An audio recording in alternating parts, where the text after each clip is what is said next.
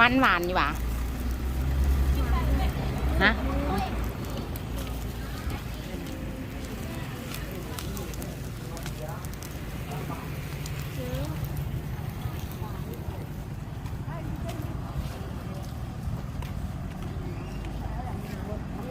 เสื้อมันขวดมะกรูดพักเท่าไหร่มาเท่าไหร่ละแม่ต้องมาทำ2,500เอาล่ะซื้อไปให้อีเมลสุด10,000มันงอกนี่โลเท่าไรเมื่อเท่าไรฮะ10,000ใครแม่เบิดนี่มา10,000น่ะซ่อนถุงให้ในแม่โอ้ให้ซ่อนถุงให้ในมันเปียกเปล่าหน่อไม้แซ่บจ้ะหน่อไม้ธรรมชาติบ้างป่าไปเอาอยู่ใส่หันปลาข้างหน้าปลาค้อนว่ะนั่นแหละปลาน้อยข้างหน้าก้อยเขาอ่ะเฮ้ยน้องเมฆที่เป็นผ้ากันดุเนาะเย็บยืมเดียวก็ได้น้อยเดียวนึงก็หนักโอดไปเลยกิโลแดงโลจังไหนหน่อไม้เนี่ยโล20,000เลย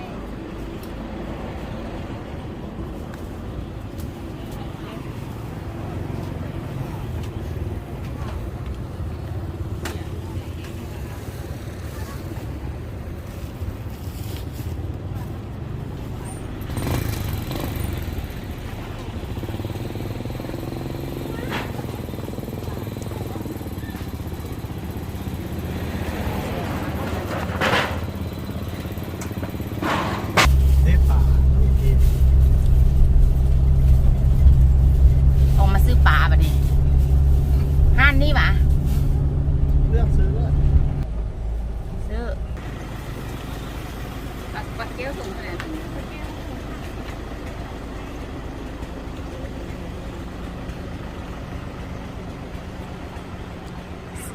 ซื้อปลา100 ตัวล่ะ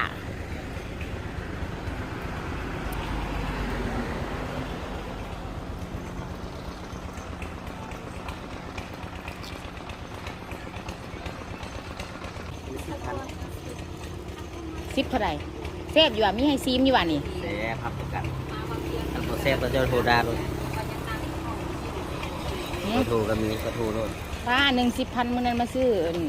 ที่บ้าน7,000บ่ได้เครื่องมันจะขึ้นมาเลยอันนี้อันเท่าไหร่นะอันนี้30ว้าประมาณ50ว้า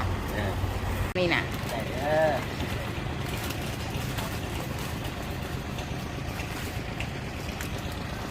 ทางวังเวียง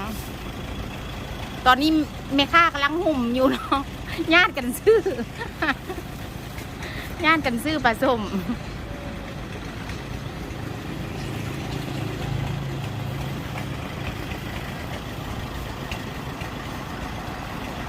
นี่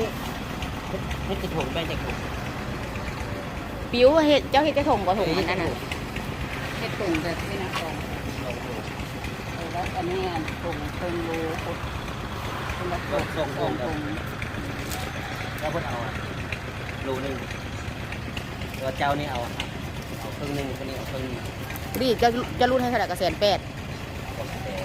เอ้าจะว่าให้เฮาได้พวกเฮาเอาอันดี180,000หรือ190,000เอ้าว่าเราคืนคำเลยคนพ่อค้านี่เขาว่าอันเขาเอาเลยเจ้ารุดให้จะว่า190,000จะว่าเจ้านี่ยังจื้อสิเนาะโอ้ยเรื่องไ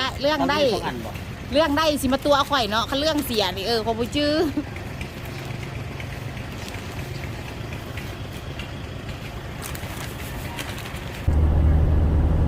บางที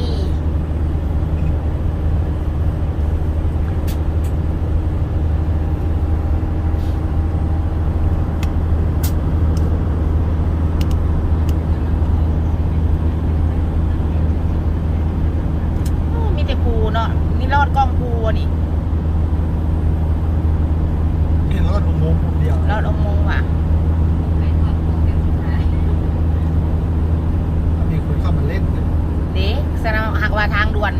จอดได้นะ เอ้ยน้อยกำลังข้ามมาจะซื้อนะ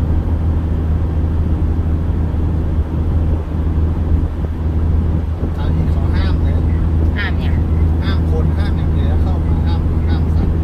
เขามีหมวดกั้นเด็กน้อยเข้ามาได้เลย โอ้ข้าน้องเขียนป้ายอันห้ามซัดเข้ามาซัดมันก็สิบเข้ามาเลยเนาะ ดีดีดี นอกมันมีหมวดของทางด่วนเลย ว่า เออ ระวังต่ำท้ายนี่ล้างรถไฟตัวนี้นะมันบอก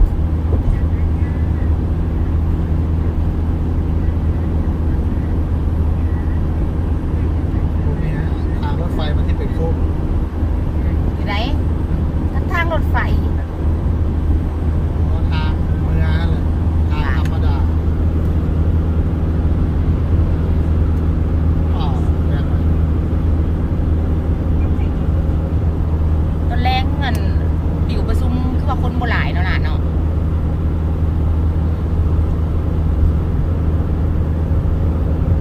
ห้านอาหารนี่เบิ่งคือสิบ่ได้หับจัดงานแต่ว่าได้หับงานดีติดต่อกันอยู่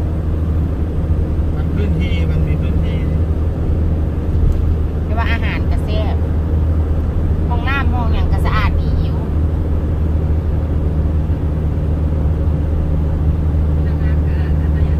แม่นแม่นพนักงานเพิ่นก็ถามว่าเอ้ยสิเมื่อเลยบ่โดย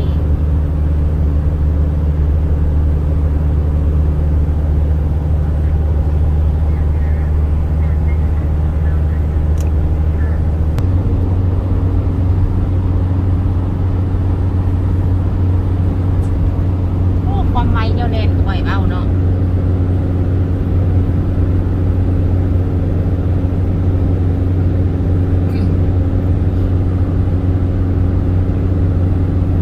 เป็นคนรถจากคันเขากลายเป็นเบอร์ลำกิน อันค่อยม้าค่อยขี่เลนไหนเลนเดียวนี่หมอเลนกลางเขา ทะเลนี่เลยเราจะขี่เลนนั้นก็ได้เลนนั้นเขาไปแสงซื้อ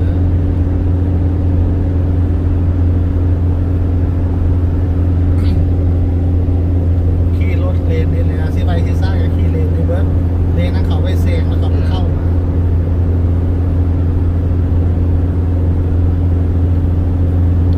ตั้งแต่คามีทางด่วนนี้เอี่ยงกับไวเนาะ เขามีคนอีก บ่ได้ห้องขึ้นรถเนาะ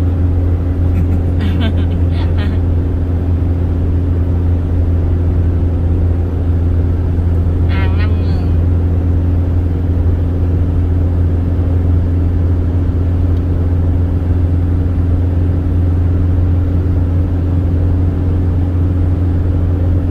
แล้วก็ซื้อไม้กันสั้น ใช่ไหมกันสันหมาโอ้ยตั้งตกโบโบนบ่มีสันเลย คือบอกมานะ ค่อยขั้นโหลดของมือถือและเมมโมรี่มันกับโบราณโบโบนะบ่มีสักท่านเลย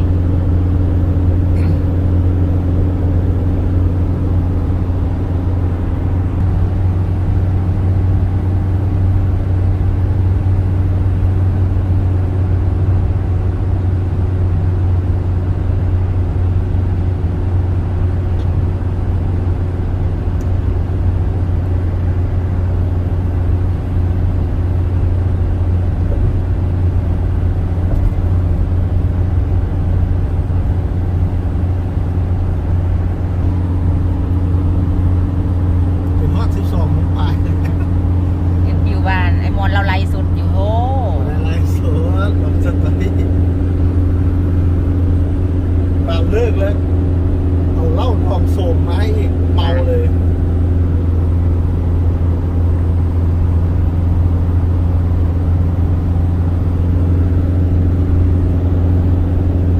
อย่าลืมนะมาที่ขอนกนะขอนก มัน อ่ะ จะปลูกไม้อย่างมันไม่อันไม่กิษณาวะ รู้สึก ดีไม่ซักว่าไม่อย่าง ต้นยา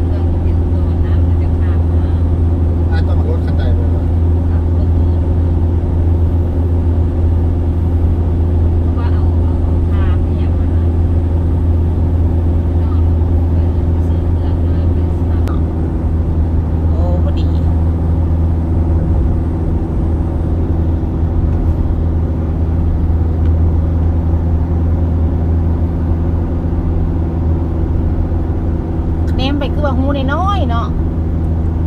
คือรถนี่ใหญ่ก่อนนี่เนาะ แม่นน้ำตา เอาเข้าไป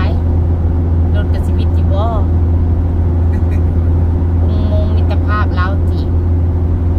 ทางพวกรถพ่วงรถแนวแบบนั้นที่เป็นตา เนาะคือว่าน้อยแท้หูนะ ผมไม่ง่ายเนาะหรือว่าสูงเติบกันเอาปูเลย แม่นเอาก้มลงในแม่มอนโอ้โอ้ถือว่าไก่เติบเนาะ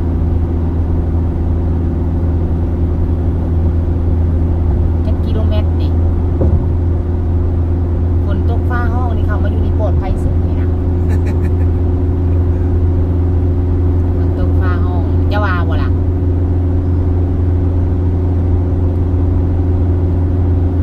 ปลอดภัยแค่ไหนอ้าววิทย์โอ้ปั่นนั่นขึ้นสวรรค์